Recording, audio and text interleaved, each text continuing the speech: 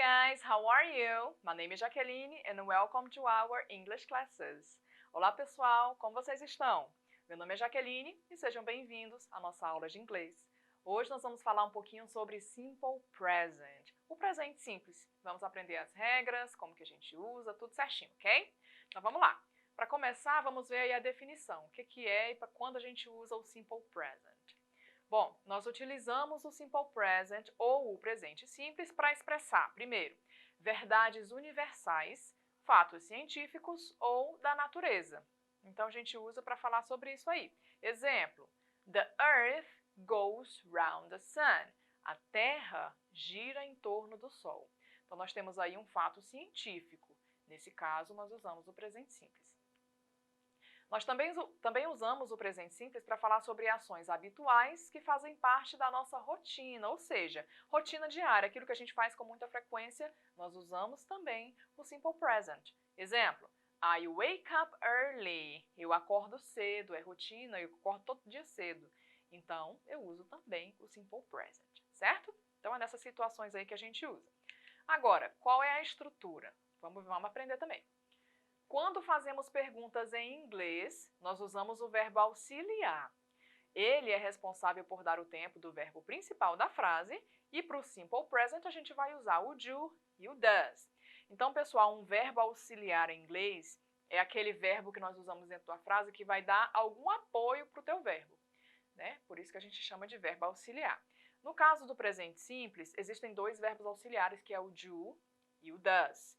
Existem algumas curiosidades sobre o verbo auxiliar. O primeiro deles, a primeira curiosidade, talvez a mais forte, é que elas não têm tradução. Verbo auxiliar é uma palavra que não tem tradução, porém, tem função essencial dentro da frase. Por quê? É o verbo auxiliar que vai dizer o tempo do teu verbo dentro da frase. O verbo vai vir na forma base e o verbo auxiliar vai dar o tempo dele. Aqui, como a gente está falando de Simple Present, de presente simples, nós vamos usar dois verbos auxiliares, que é o do e o does. Observem aí comigo na tela a diferença entre esses dois. Então, o do é o verbo auxiliar que eu vou usar para falar sobre I, you, we, you e they. E quando a gente fala de terceira pessoa, quem é a terceira pessoa? He, she e it, que é ele, ela, ou o pronome que a gente usa para animais ou coisas, que é o it. Quando a gente fala de terceira pessoa, nós vamos usar o does como verbo auxiliar, ok? Então, aí tem alguns exemplos, ó. Do you work? Por exemplo, você trabalha? Does she work? Ela trabalha? Do they work? Eles trabalham? E observem, pessoal, que quando a gente faz perguntas, a primeira coisa que vai aparecer na sua pergunta é o verbo auxiliar, certo? Então, a primeira palavra que vai aparecer na pergunta de vocês é o verbo auxiliar. O que vocês têm que observar na hora de fazer a pergunta?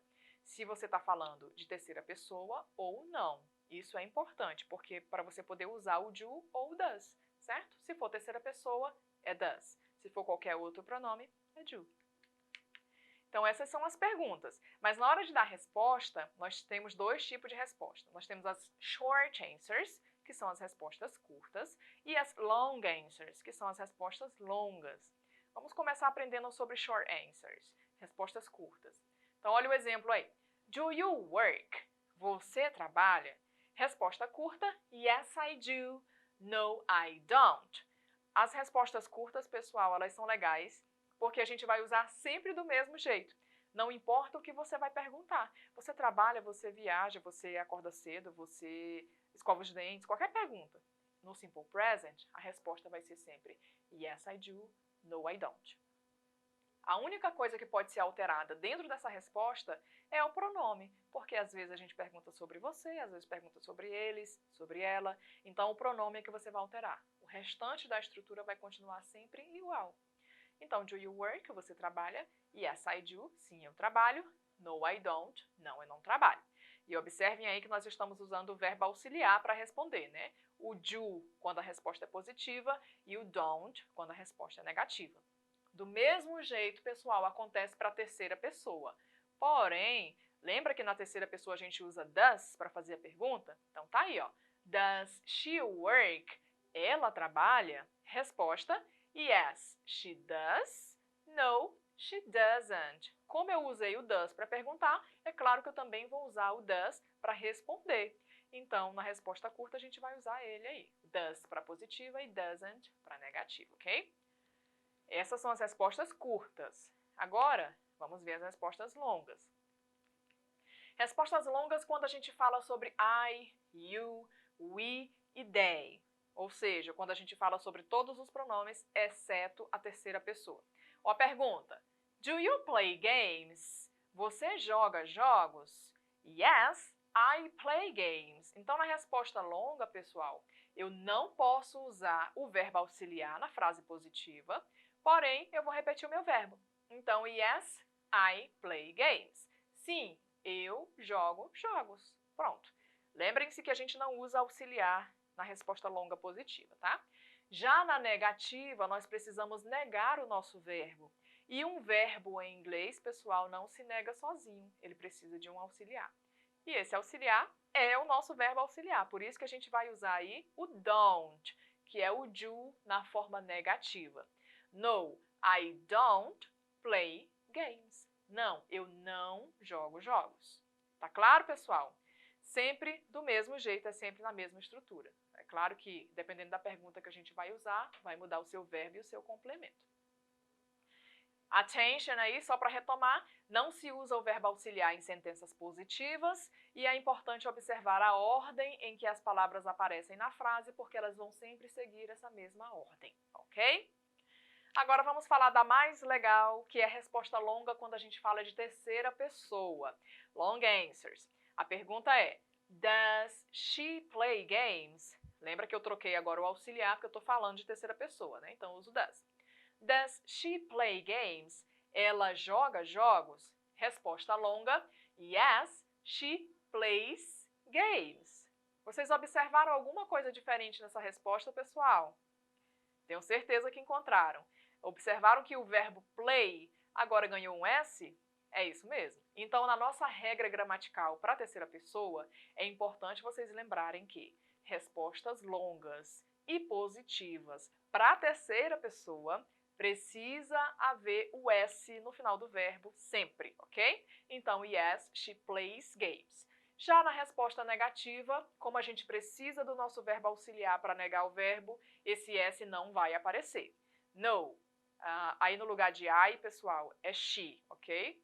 No, she doesn't play games. Não, ela não joga jogos. Eu não coloquei o S porque eu já tenho meu auxiliar presente. Existem algumas exceções na hora de colocar esse S no final do verbo, pessoal. Então, observa aí comigo. Se esse verbo termina em O, S, SS, SH, CH, X ou Z, nós vamos acrescentar, ao invés de só colocar o S, a gente vai colocar ES no final. Por exemplo, o verbo go vai ficar goes com ES no final. Do vai ficar does com ES no final. Fix, fixes com ES no final, certo? Olha o exemplo. He watches TV every day. Ele assiste TV todo dia. Observem que watch é o nosso verbo, que está de azul, e está sublinhado as duas últimas letras, que é o CH. Então, verbos terminados em CH, completa-se com ES no final, ok? He watches TV every day. Ele assiste TV todo dia. She goes home at 1 p.m. Ela vai para casa às 1 da tarde. Também o go termina em O, então é S no final. Os verbos que terminam em Y e que são precedidos de consoante, ou seja, a letra que vem antes desse Y é uma consoante, nós vamos trocar o Y por I e só aí a gente vai acrescentar o ES. Olha os verbos. Cry, que é o verbo chorar. Eu tiro esse Y, coloco o I e só depois acrescento o ES. Vai ficar cries. Try, o verbo tentar ou experimentar. Tira o Y, coloca o I e depois o ES. E assim acontece com os outros.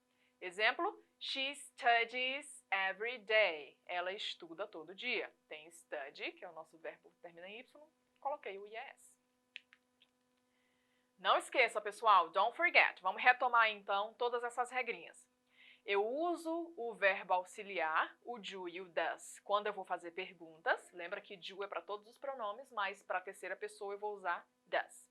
Nas respostas negativas, eu tenho que usar o verbo auxiliar negativo, não importa se essa resposta é curta ou é longa, eu vou sempre usar o don't ou o doesn't quando eu falo de resposta negativa.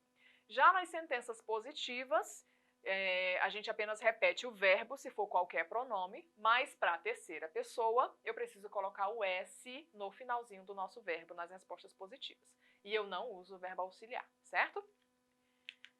Nós também vimos que a gente fala também sobre rotina diária quando a gente fala de simple present, né? Então vamos ver aí rapidamente algumas dessas rotinas diárias. Wake up early, acordar cedo. Have breakfast, tomar café da manhã. Have lunch ou have dinner, almoçar ou jantar. Go to school, ir à escola. Do the dishes, lavar a louça. Study, estudar. Read a book, ler um livro. E sleep, dormir, ok? E aí tem alguns exemplos, eles seguem as mesmas regras do Simple Present, vocês podem ver aí, fazer um estudo mais profundo sobre isso, certinho? Então chegou a hora do nosso Activity Time.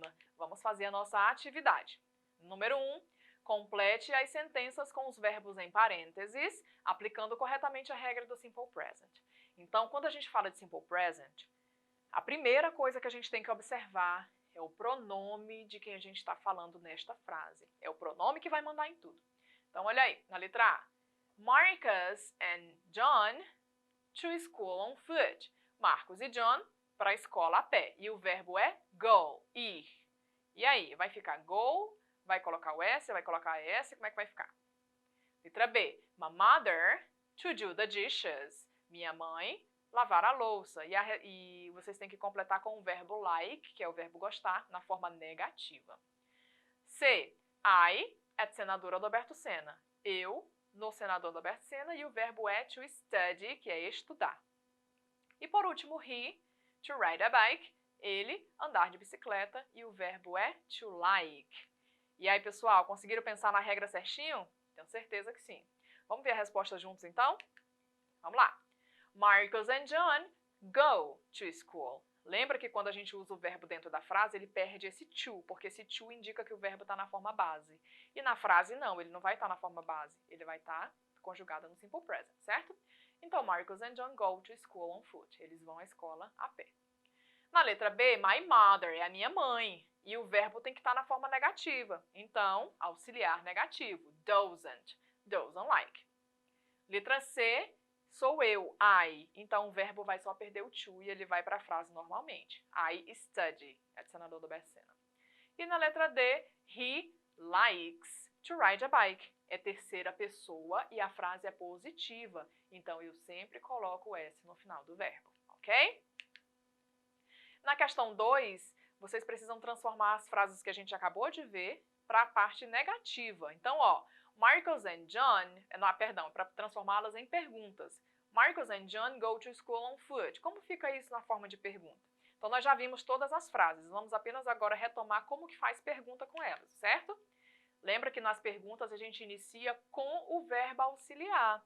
Então, é o verbo auxiliar que eu vou colocar na frente dessa frase para ela poder virar uma pergunta, tá? E um outro detalhe que vocês não podem esquecer, pessoal, é que lá na terceira pessoa não pode ter o S na pergunta, tá? Esse S só acontece nas frases positivas, certinho? E aí, por último, tem as rotinas diárias, que a gente viu agora por último. Vocês podem ver na letra A, que é go to school, letra B, study, letra C, wake up or sleep, e na letra C, have lunch ou have dinner. Ir à escola, estudar, acordar ou dormir e almoçar ou jantar, ok?